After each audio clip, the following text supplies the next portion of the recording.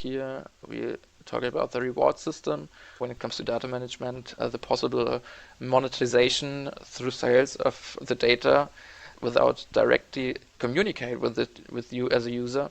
You don't have any control about it, and you don't get any benefit from it. When you compare this with the Web3 approach, in Web3, the user, when they provide their data, they directly get provided the reward for their data.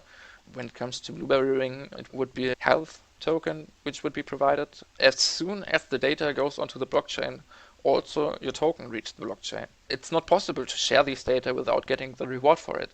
So you directly get a compensation for not only providing data, but providing data which can't be matched to you as a person. This is a promise. So in Web2, it's not really possible to do this promise.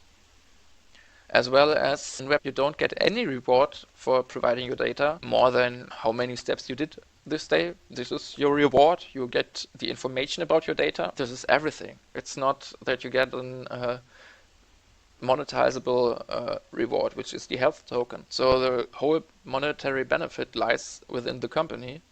And when it comes to URA, as example, you also have to pay for specific functions from them.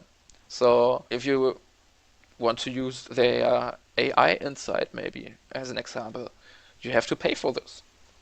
When you indeed look with me into Moonchain and their Blueberry Ring, we just can ask an AI service inside of this app. Let's get some trading insight. You don't have to pay for these services. You do assignment, but you don't have to pay gas for this. It's not so deep knowledge. But anyways, currently we are still in the development, or the AI team of our company is still in the development of these features. I just wanted to give you a short insight of it.